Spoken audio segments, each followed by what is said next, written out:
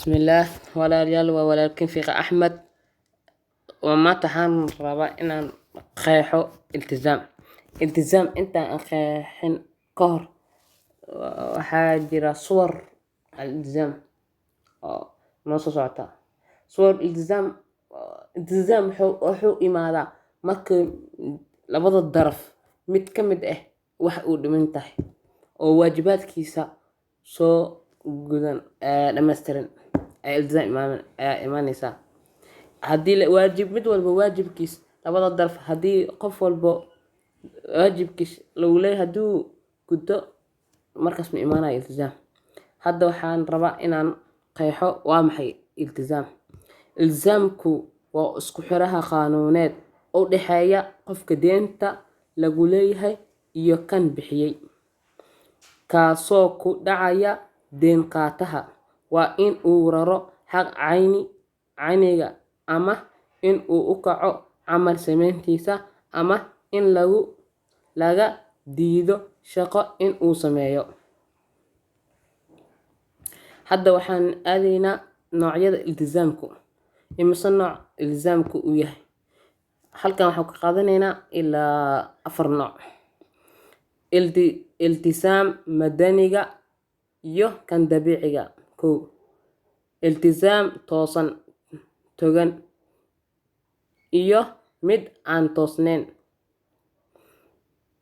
صدح التزام دقصدا يو مد جوكتدا مستمر أفر التزام نتيجة جاريتان كيولكا يو التزام wax lagu gaaro wasiila عريب waxay noqonay التزام مدني والطبيعي التزام إيجابي سلبي التزام فوري مستمر التزام نتيجة التزام بوسيلة hadda waxaan rabaa in aan tilmaamo qodob ka mid xeerka madaniga Soomaaliyeed qodob ka mid ayaan tilmaam rabaa xeerka madaniga Soomaaliyeed tiirarka heshiiska ogolaanshaha dhinacyada qodobkaas waa qodobka 94 waxay dhahaysaa haddii labada dhinac ku heshiiyaan arrimaha asaasiga u ah heshiiska ayna dib u dhigtaan arrimaha yaryar ayagoo aan u xirin dhamaanshaha heshiiska arrimahaas yaryar markii ay dhinacyada si kale doonin heshiisku waa samaysmaa waa labada daraf haddii ay arrimaha asaasiga ay waxayeen laakiin arrimaha yaryar kama heshiin heshiiskaas waa heshiis sax laakiin heshiiskaas oo arrimaha yaryar haddii khilaaf imaato maxaa loo baahan yahay qaybta hoose faqrada hoose waxay dhahaysaa haddii khilaaf ka dhasho arrimaha aan hore la isugu waafaqin ama ayna ka caddaan caadadka maxkamadda ayaa go'aan ka gaarayso iyadoo tixgelinaysa danaha guud ee dhinacyada iyo dabiicadda heshiiska haddii khilaaf imaado maxkamad ay tixgelinaysaa laba arrimood ay sameynaysaa tixgelin danaha guud ee dhinacyada iyo dabiiciga heshiiska qaabka uu yahay ay fiirinaysaa maxkamadda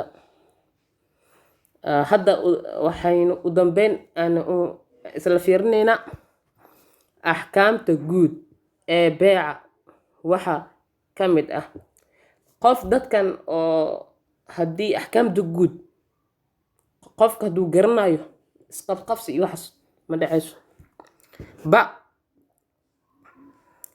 haddii lacag lagu iibiyo tusaale ahaan halkaasi ay jirto lacag inta badan la isticmaalo doonitaanka labada daraf haddaysan muujin xataa lacagta inta badan la isticmaalo ay noqon tusaale ahaan wadan ayaa Soomaaliya ay ka shaqeysaa wadankaas qofka labada daraf ay heshiinayaan ma dhihin kaas lacagtaas aan ka wadaa. Wadankana waa hal lacag ayaa la adeegsadaa, halkaas lacag ay noqoni. Ta hadduu lacag wax uu ku gato halka ay ahaato labo lacag shilin Soomaali iyo dollar tusaale ahaan qaalibna aysan jirin, waxaa loo shardiyaa in la caddeeyo oraah ahaan. Hadday ay kala duwan tahay qiimaheeda waana ay siman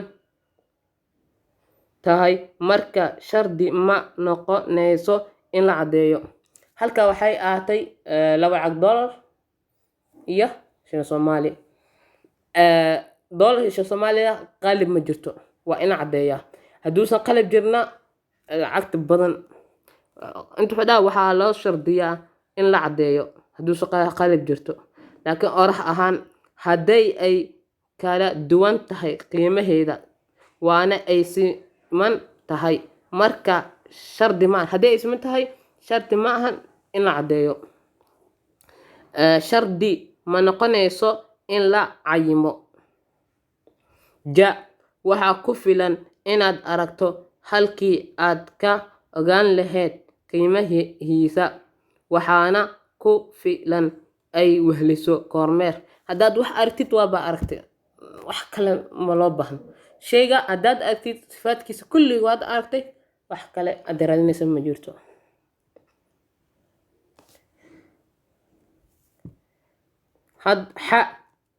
Waxaa ku filan inaad aragto qaar ka mid ah alaabta.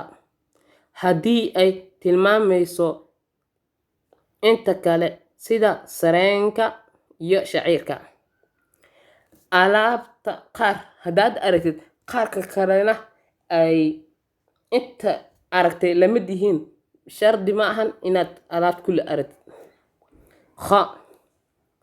Oo hadduu qof arag qabo wax iibsado oo uu haddana indho beelo ka hor intuusan qaban la wareegin alaabta, iibku ma burayo.